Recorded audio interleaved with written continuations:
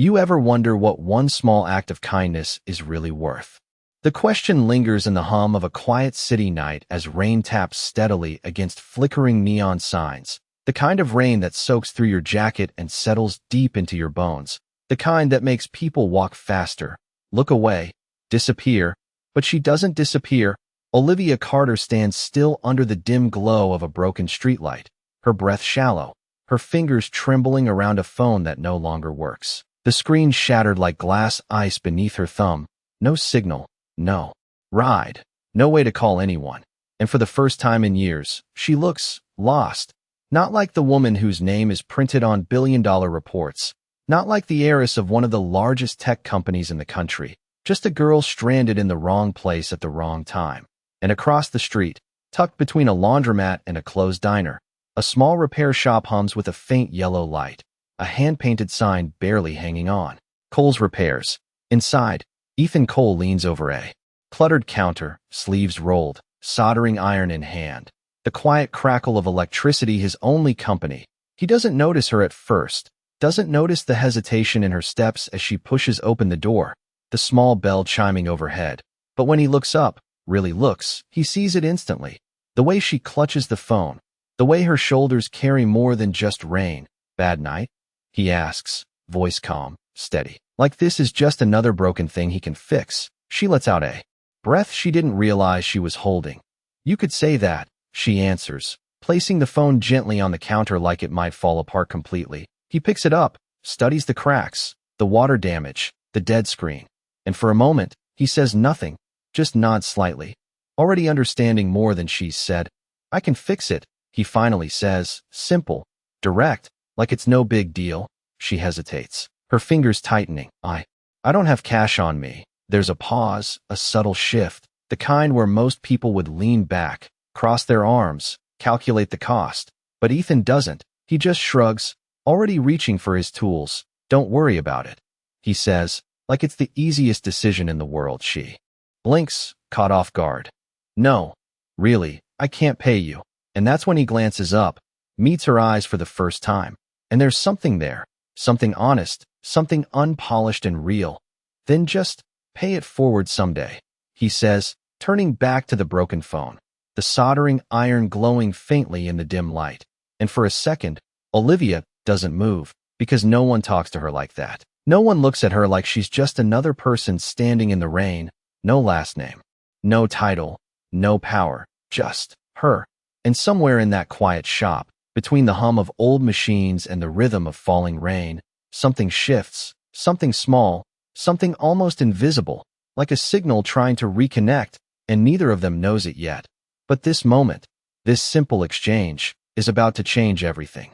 The faint buzz of the soldering iron fills the small shop as Ethan works with quiet precision, his fingers steady despite the worn tools and the flickering light above him. And Olivia stands there, watching. Not just the repair, but the way he moves, focused, patient, like the world outside does not exist, like broken things are not problems, but puzzles waiting to be understood, and it feels strange to her, unfamiliar, because in her world problems are solved with teams, budgets, urgency. But here it is just him and a single cracked phone. You do this all night? She asks softly, breaking the silence, and he lets out a small breath, not quite a laugh. Most nights, yeah. He says, eyes still on the circuitry, phones, tablets, anything people think is done for. He pauses for a second, adjusting a tiny wire. Turns out most things are not as broken as they look. The words hang there, simple, but they land heavier than expected, and Olivia shifts slightly, glancing around the shop. The chipped counter, the old posters on the wall, the small space heater humming in the corner. It is nothing like the glass towers she knows, nothing polished or perfect. But there is something here, something grounded, something real. Does it pay enough? She asks before she can stop herself, and he smiles faintly, a quiet kind of honesty in it. Enough to keep the lights on, he answers, though the flicker above suggests otherwise. Most months, he adds, and she notices the hesitation. The way his voice dips just slightly, like he is carrying more than he is saying. And for a moment she considers telling him who she is, that money is not a problem, that she could solve whatever he is facing in seconds. But she does not. Something holds her back. Something about the way he treated her without knowing anything, without expecting anything. And she does not want to change that. Not yet. The rain outside grows heavier, tapping against the windows in uneven rhythms. And Ethan finally leans back, studying the phone, pressing the power button, and for a second nothing happens.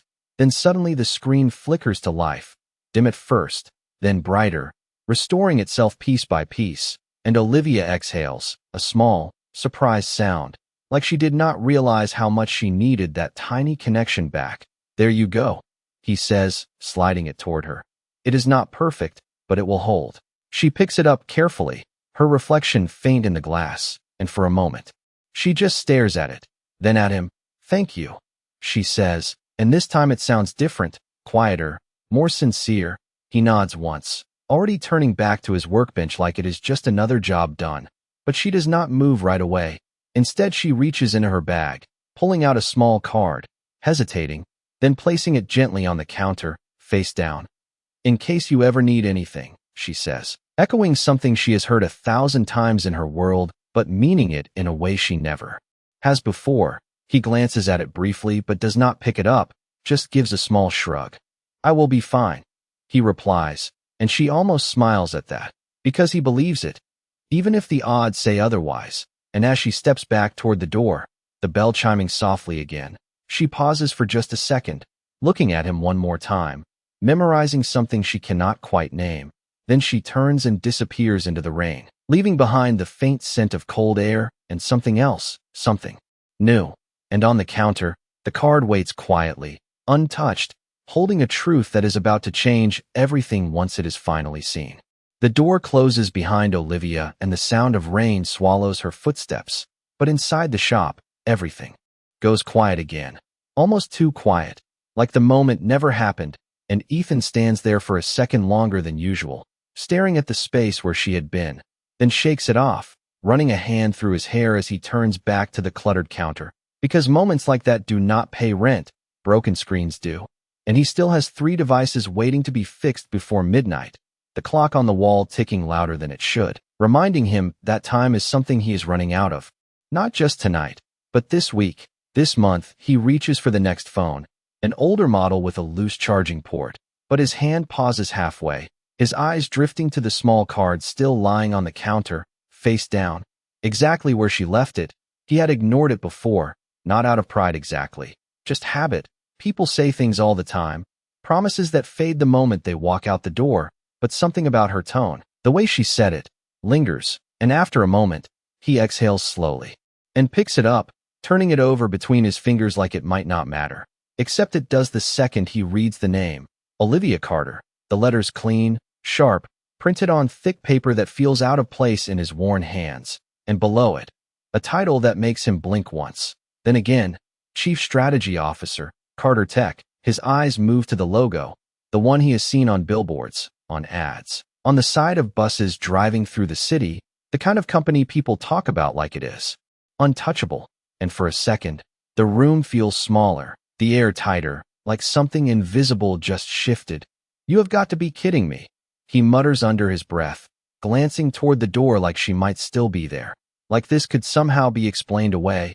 But the street outside is empty now, just rain and reflections, and he lets out a short breath, somewhere between disbelief and something else he does not want to name, because it would be easier if she had just been another customer, easier if that moment stayed simple. But now it is not. Now there is context. Wait, a question he cannot ignore. Why would someone like her end up here, soaked in the rain, with a broken phone and no help? And more importantly, why did she not say anything? He turns the card over again, tracing the edge with his thumb, then sets it down carefully, like it suddenly matters more than it should, and before he can think too much about it, the bell above the door rings again, sharp and unexpected. He looks up, expecting another late-night customer, but instead it is Mr. Dalton, the landlord, his coat still damp from the rain, expression already tight. "We need to talk," he says, stepping inside without waiting, and just like that, whatever curiosity Ethan had gets pushed aside, replaced by something heavier, something real.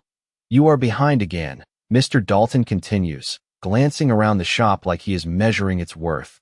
2 months now. Ethan straightens slightly, nodding once. I know. I just need a little more time. The words sound familiar. Too familiar. And Mr. Dalton sighs. Not unkind, but not patient either. Time is exactly what you do not have, he replies, pulling a folded paper from his pocket and placing it on the counter, right next to the card. The contrast almost ironic. One offering opportunity, the other threatening to take everything away. End of the week, he adds, or I find someone else who can pay. And then he is gone. Just like that, leaving the door swinging slightly, the bell echoing in the silence, and Ethan stands there, staring at the paper, then at the card, two paths sitting inches apart, one he understands too well, and one that feels like stepping into something he has never allowed himself to consider. And for the first time in a long while, he does not reach for his tools right away, because fixing phones suddenly feels like the smallest problem in the room. The paper on the counter does not move, but it feels heavier with every second Ethan looks at it. The words "end of the week" pressing into his chest like a quiet countdown he cannot ignore, and right beside it, the card remains untouched, clean, sharp, completely out of place in a shop where everything else shows wear and time. And he exhales slowly, rubbing the back of his neck as he leans against the counter, trying to think, trying to focus. But his eyes keep drifting back to that name. Olivia Carter, like it is pulling him towards something he does not fully understand. No, he mutters under his breath, shaking his head once as if to clear it, because he has seen how stories like that go.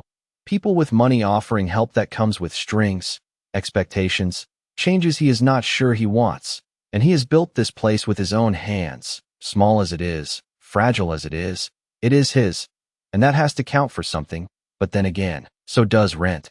So does keeping the lights on past next week. And for a moment, he just stands there, caught between two truths that do not seem to fit together. Until finally, he pushes off the counter and grabs his jacket. The decision not fully formed, but strong enough to move him forward. The bell rings softly as he steps out into the damp night. The rain lighter now, but still present. The street reflecting blurred lights and passing cars. And he locks the shop behind him, glancing once through the window at the space he might lose, then turns and starts walking, not toward home, but toward the address printed on the card. The city shifting around him as he moves, the quiet blocks giving way to brighter streets, taller buildings, cleaner sidewalks, until eventually the glass towers rise in front of him, towering, polished, everything his world is not.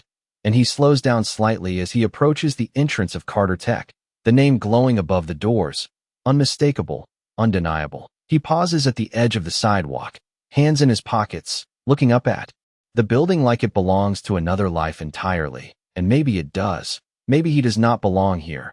Maybe this is a mistake. But then he thinks about the paper on the counter, the deadline ticking closer, and something inside him shifts, not desperation exactly, but a quiet willingness to at least see what is on the other side of this. So he steps forward, the decision finally landing in his chest, not as confidence, but as something quieter, something steadier, like a signal trying to reconnect. And the glass doors slide open before he even reaches for them. Warm air rushing out to meet him, carrying the faint scent of polished floors and fresh coffee, and everything inside feels different, brighter, cleaner, like the kind of place where nothing is ever broken for long. A security desk stands ahead, sleek and minimal, and the man behind it looks up with practiced calm. "Can I help you?" he asks, and Ethan hesitates for just a second before pulling the card from his pocket, holding it out like proof he belongs here, even if he is not sure that he does. "I am looking for Olivia Carter," he says, the name sounding different in this space, heavier somehow. The guard glances at the card, then at Ethan, taking in the worn jacket, the damp shoes, the quiet determination in his eyes, and for a moment there is silence, the kind that feels like a test. But then the guard nods once, reaching for a phone. "One moment," he says, and Ethan shifts his weight slightly, glancing around as he waits. Employees move through the lobby with purpose, their voices low, their steps quick, screens glowing everywhere, everything connected, everything efficient. And he cannot help but notice how far this is from his small shop, from the flickering light and cluttered counter, from the slow, careful work of fixing one thing at a time. And before he can drift too far into that thought, the guard speaks again. "She is expecting you," he says simply, and that stops Ethan cold. just for a second, because he had not called, had not warned anyone, and yet somehow she knew, or maybe she always knew he would come, and that thought sits with him as he follows the directions given, stepping into an elevator that moves too smoothly, too quietly, rising floor after floor until the city outside becomes a distant pattern of lights, and when the doors open, the space is different again, quieter, more private, the kind of floor reserved for people who make decisions that ripple far beyond these walls. And at the end of the hallway, there she is, standing near a wide glass window. No rain now, no broken phone, no uncertainty in her posture. Olivia Carter turns as he approaches, her expression soft but steady, like she has been waiting, like this moment was never a question, and for a second, neither of them speaks, because everything that was simple before is not simple anymore. Everything has context now, weight, meaning, and Ethan finally breaks the silence, holding up the card slightly. "You could have mentioned this," he says. Not accusing, not exactly, but not entirely light either, and she exhales slowly, a small, honest breath. "Would it have changed anything?" she asks, and that question lands deeper than he expects, because the answer is yes, it would have. He would have charged her, treated her differently, guarded himself, and they both know it. And for a moment the truth sits between them, unspoken but clear, and then she steps a little closer, not closing the distance completely, just enough. "I wanted to see who you were without all of this," she says, gesturing lightly around them. "And you did not disappoint." And there is something in her voice, something genuine, not polished like the rest of this place. And Ethan looks at her, really looks this time, the same person from the rain, just in a different light, and he lets out a quiet breath, because this is not just about a broken phone anymore, not just about a card or a building or a title. This is about choice, he says finally, his voice quieter now but steady, and Olivia nods slightly, like she understands more than he is saying, because she does. She has spent her entire life surrounded by people who choose power, status, advantage, but very few who choose kindness when there is nothing to gain. And she takes a slow step closer, her heels soft against the polished floor. "I did not come back just to thank you," she says, her tone shifting, more focused now, more deliberate. "I came back because what you did, it matters." Ethan lets out a small breath, glancing briefly toward the window behind her, the city stretching endlessly beyond the glass. "It was just a repair," he replies, almost dismissing it, but she shakes her head gently. "No," she says, "it was a decision." And that word lands differently, heavier, because he knows she is right. He could have charged her, could have turned her away, could have treated her like every other transaction, but he did not. And now that simple choice is standing in front of him in a way he never expected. People talk about innovation like it starts with technology. She continues, her voice calm but certain. But it does not. It starts with people, with how they treat each other when no one is watching. She pauses for just a second, studying his reaction, then adds, "That is something we are missing." Ethan looks back at her, a slight crease forming between his brows, not confusion exactly, but caution. "And you think I can fix that?" he asks, the hint of a smile tugging at the corner of his mouth. But it fades quickly, because this is not a joke, and Olivia meets his gaze without hesitation. "I think you already did," she answers, and for a moment the room feels still, like everything is waiting for what comes next, and she reaches into her bag, pulling out a slim folder, placing it gently on the nearby table, not pushing it toward him, not forcing it, just setting it there like an option. "I want to offer you something," she says, her voice softer now, but no less certain. "Not charity, not a handout," she adds quickly, as if she knows exactly where his mind is going. "A position." Ethan's eyes flick down to the folder, then back to her, his posture tightening slightly. "A position doing what?" he asks, and she takes a small breath, choosing her words carefully. "Helping us understand the people we build for," she says. "Real customers, real problems, not just data on a screen." She steps back just enough to give him space, to let the idea settle without pressure.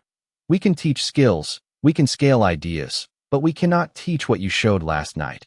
And that lands deeper than anything else she has said, because it is not about what he knows, it is about who he is, and that is harder to measure, harder to accept. And Ethan crosses his arms loosely, not defensive, but grounded.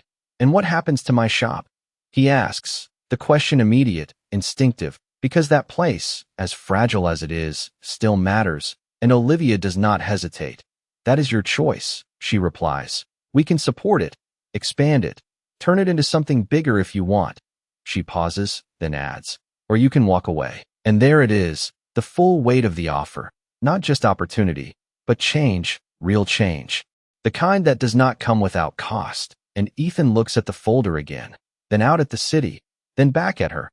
And for the first time since he walked into this building, he feels the pull of something unfamiliar. Not fear, not pressure, but possibility, and it is louder than he expected. The word possibility does not sit comfortably with Ethan. It lingers in the air like something too big for the small, controlled world he has built for himself, and he shifts his weight slightly, glancing again at the folder without touching it, because opening it would make this real, and real means change, and change means risk. You are asking me to walk into a world I do not belong in, he says finally, his voice calm but edged with something deeper, something honest, and Olivia does not interrupt. She lets the silence hold for a second before answering. No, she says gently. I am asking you to bring your world into mine, and that lands differently.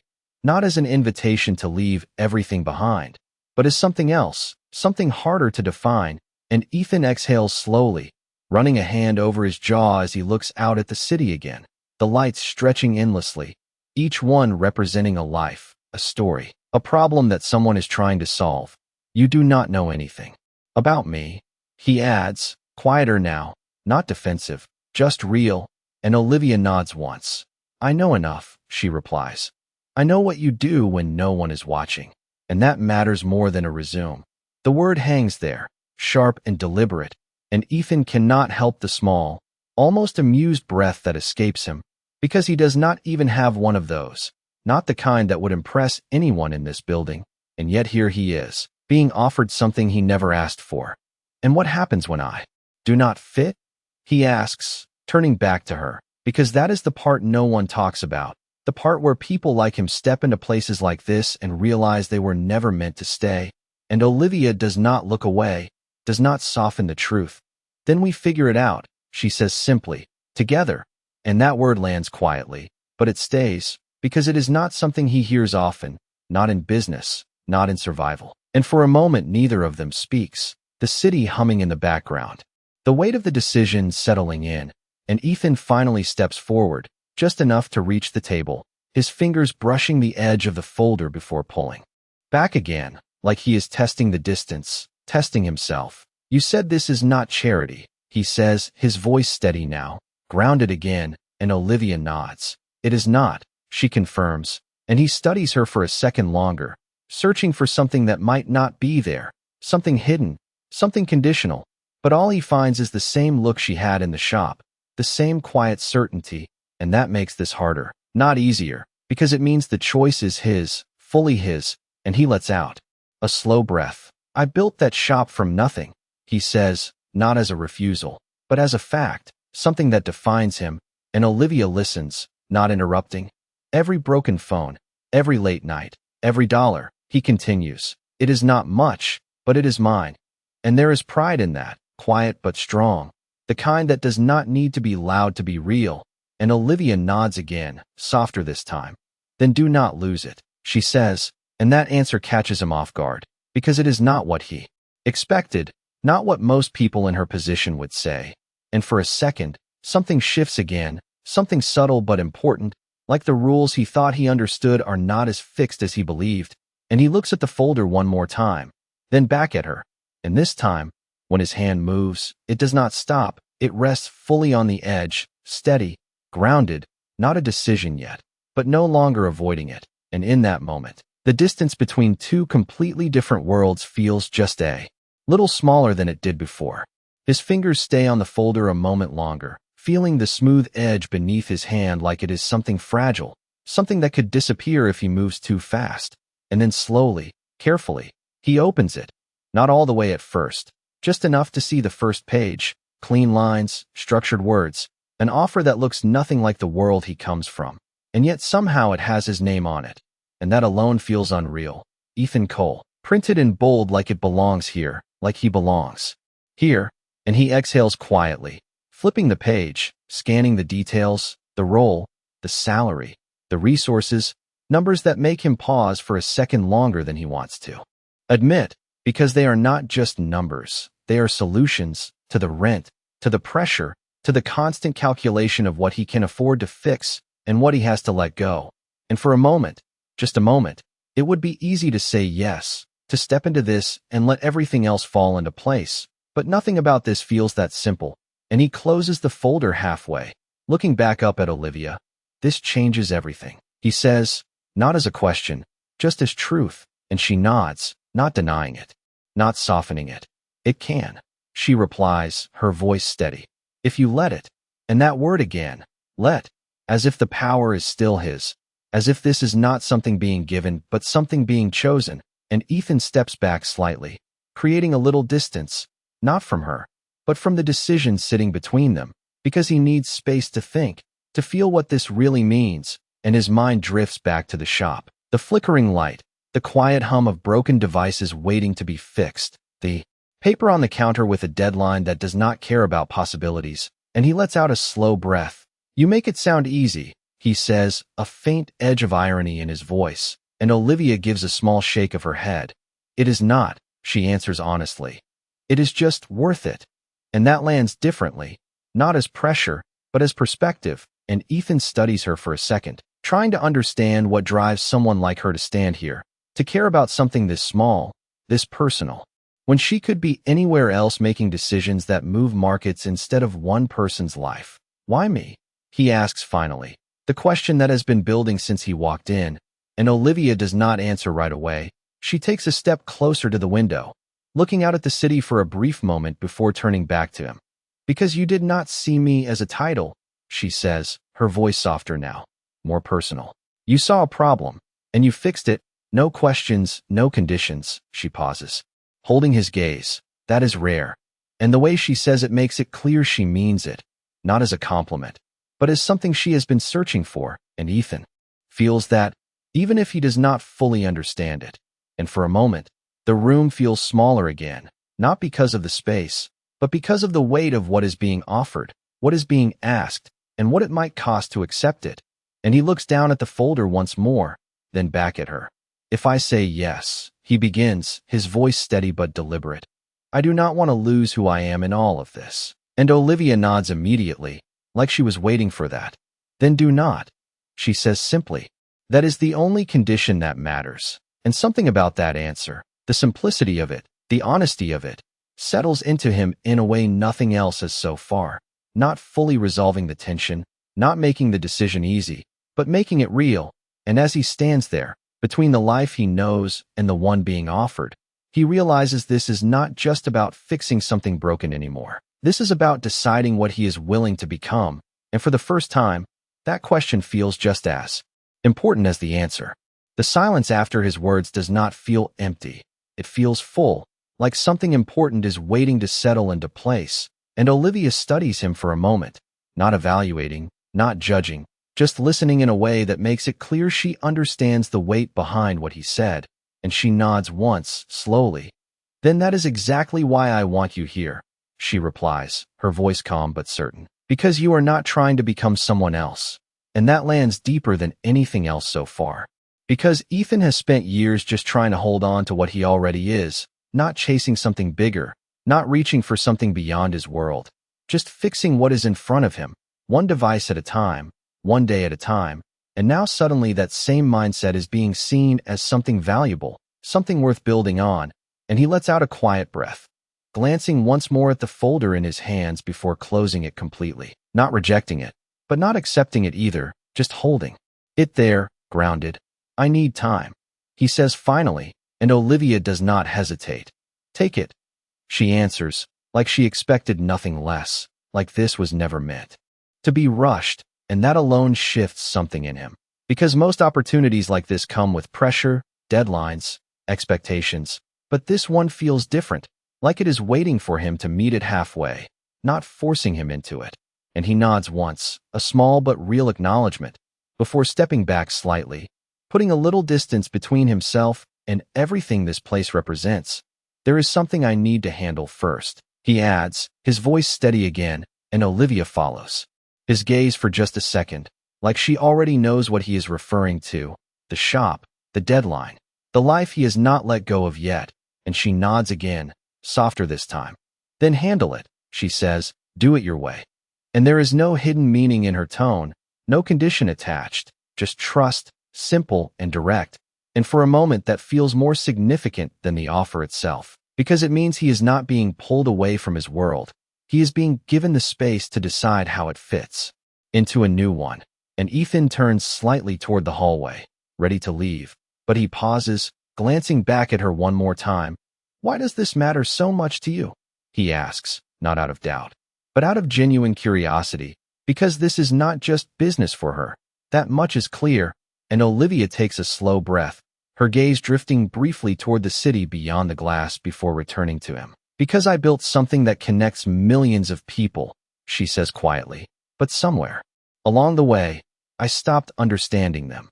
She pauses, just a second, then adds, you reminded me what that looks like. And there is no hesitation in her voice, no performance, just truth.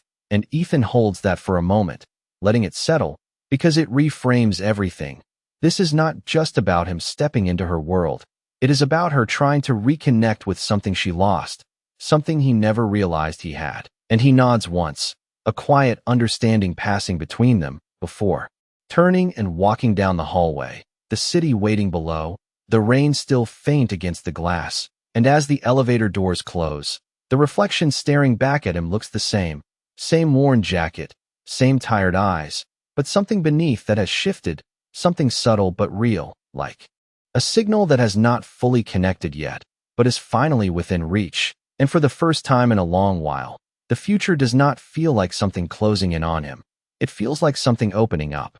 The elevator hums softly as it descends, each floor passing in quiet succession, and Ethan stands there with the folder still in his hand, not gripping it tightly, not holding it loosely either, just enough to remind himself it is real. And as the numbers above the door tick downward, his reflection stares back at him in the polished metal, familiar but different, like something inside him has shifted just enough to be noticed. And when the doors finally open, the lobby feels louder than before. More alive, people moving with purpose, conversations flowing, screens lighting up faces that belong here in a way he is still trying to understand, and he walks through it without stopping. The same steady pace he has always had, not rushing, not hesitating, just moving forward. And when the glass doors slide open again, the night air meets him, cooler now, the rain reduced to a fine mist that clings to the streets. And for a moment he pauses just outside, looking back at the building behind him, the name glowing above, the place where everything could change if he lets it. And then he turns and starts walking, the city stretching out ahead, familiar again, grounded, the sidewalks uneven in places, the storefronts quieter, lights dimmer.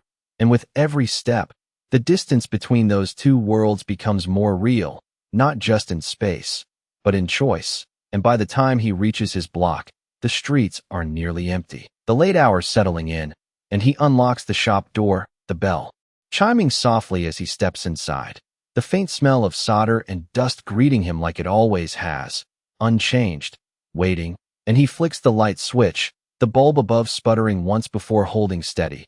And there it is, his space, his workbench, the devices still lined up where he left them, the same problems waiting for the same solutions. And for a second, nothing feels different at all, like the last few hours were something imagined, something separate from this reality.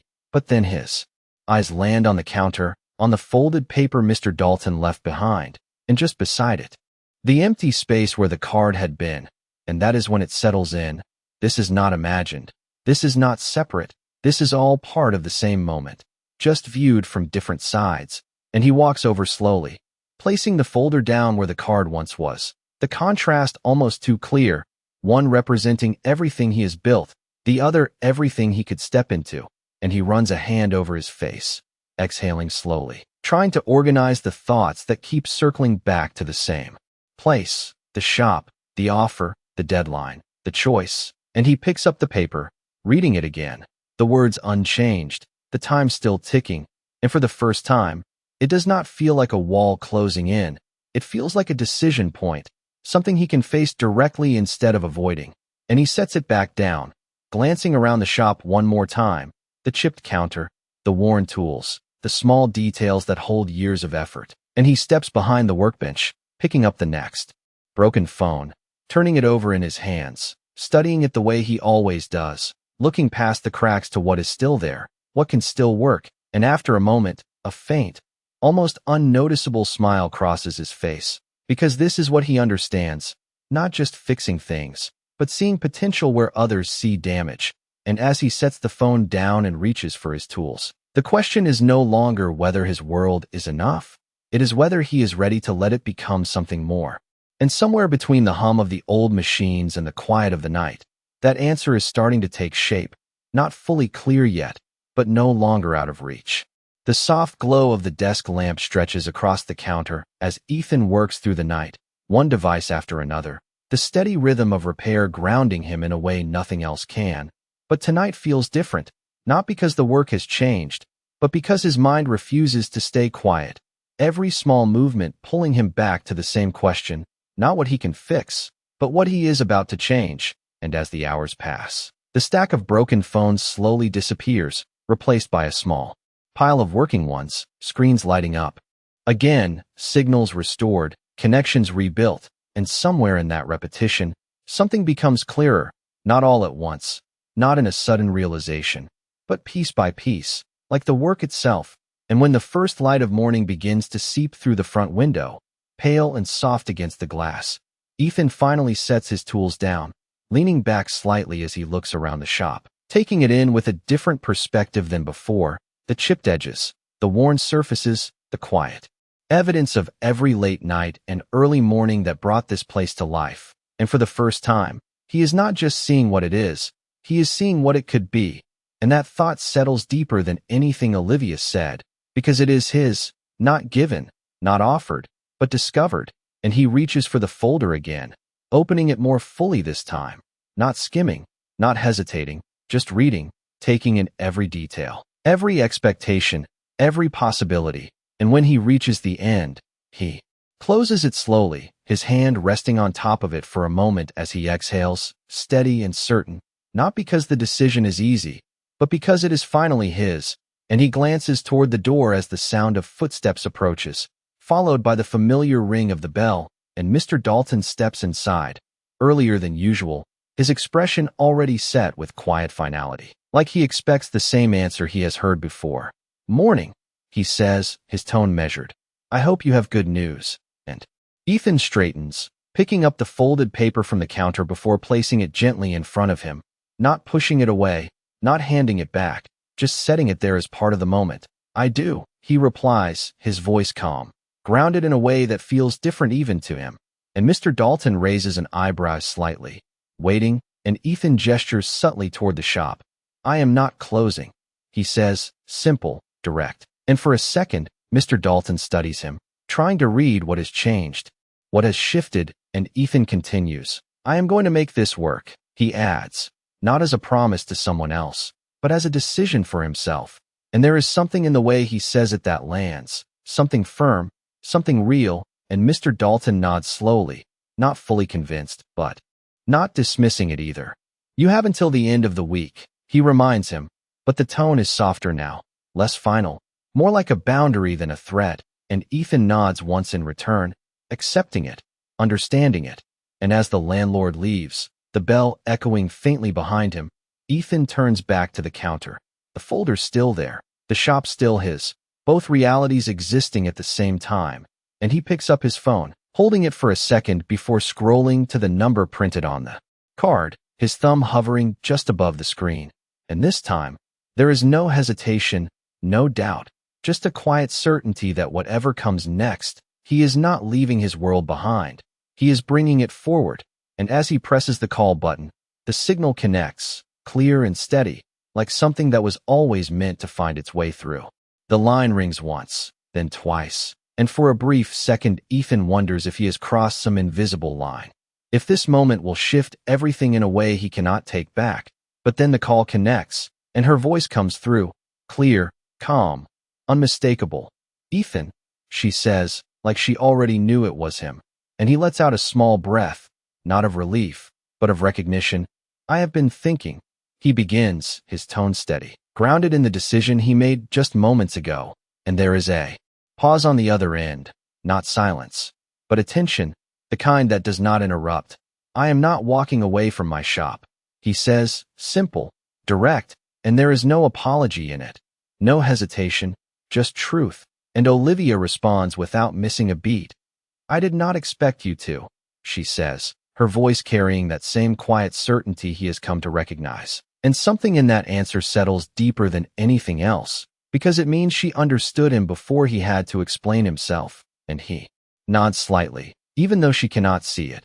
"But I am not saying no either," he adds, and this time there is the faintest shift in her breath, not surprise, but something close to it, like the moment has moved forward exactly as it was meant to. "Then what are you saying?" she asks, and the question is not pressure, it is invitation, and Ethan looks around the shop as he speaks, taking in every detail again, but this time with clarity. "I am saying I want to build something that connects both worlds," he explains, his voice gaining quiet strength with each word. "Real people, real problems, not just data, not just transactions." He pauses for a second, choosing his next words carefully. "I do not want to be someone who fits into your company. I want to help your company understand people like the ones who walk through this door every day." And the silence that follows is different now, not uncertain, but thoughtful, like something is being considered in real time. And when Olivia speaks again, her tone has shifted, not in control, but in alignment.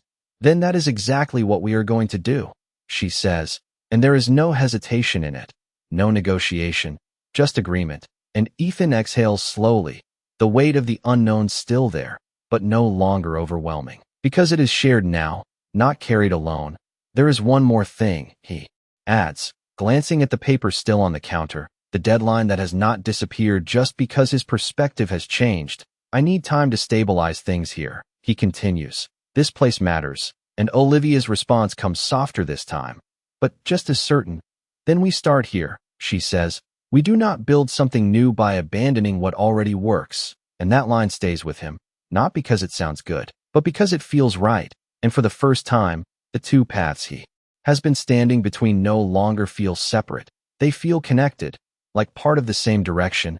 And as the call ends, Ethan lowers the phone slowly, the quiet of the shop settling around him once again. But it is not the same quiet as before. It carries something new, something steady. And he looks at the folder on the counter, then at the tools in his hands. And instead of choosing one over the other, he reaches for both. Because this is no longer about leaving one world behind. It is about building a bridge between them. And somewhere in that decision, the future that once felt uncertain now feels like something he is actively shaping, one connection at a time. The days that follow do not feel like a sudden transformation. They feel like work, real work, the kind that starts early and ends late, the kind that does not promise immediate results but builds something steady over time. And Ethan leans into it the only way he knows how, one step at a time. The shop stays open, the lights stay on, and little by little, things begin to shift, not dramatically, not all at once, but enough to notice. Olivia keeps her word, not by taking over, not by replacing what exists, but by showing up, sometimes quietly, sometimes with a small team, listening more than speaking, watching how customers walk in, how they explain their problems, how they hesitate before asking for help, and those moments become something bigger, something they both begin to shape together. The idea they talked about on the phone starts to take form, not as a corporate project, but as something grounded, something built from real experiences. And within weeks, the small shop becomes more than just a repair place. It becomes a testing ground, a place where technology meets reality, without barriers. And for the first time, the gap between those two worlds starts to close, not because one replaces the other, but because they begin to understand each other. And one afternoon, as sunlight filters through the front window, softer now, warmer, Olivia stands near the counter, watching as Ethan hands a repaired phone back to an older customer, his tone patient, his explanation clear, making sure they understand not just what was fixed, but how to avoid the problem again. And when the customer leaves with a small smile, she turns to him, something thoughtful in her expression. "This is what we were missing," she says quietly, and Ethan glances at her, a faint smile forming, not out of pride, but out of recognition. "It was always here," he replies, simple as that, and she nods, because now she sees it, not as an idea, but as something real, something that can scale without losing its meaning. And as the weeks turn into months, the partnership evolves, not into something one-sided, but into something balanced, where his world remains intact and hers becomes more grounded. And one evening, long after the shop has closed, they stand outside together, the city quieter now, the air calm, and Olivia looks up at the small sign above the door, then back at him. "You never left this place," she says. Not as a question, but as an observation, and Ethan shakes his head slightly. "I did not have to," he answers, and there is a quiet understanding in that moment, something deeper than business, deeper than opportunity, because what they built was not about changing each other. It was about seeing each other clearly and choosing to stay, to build, to grow without losing what mattered. And as the lights inside the shop fade behind them, the reflection in the glass shows two people standing side by side, not divided by where they came from, but connected by what they chose to create together. And in that reflection, there is no title, no label, no distance, just two lives that found a way to meet in the middle, proving that sometimes the most powerful connections are not the ones built from status, but the ones built from a single moment of kindness that refused to stay small.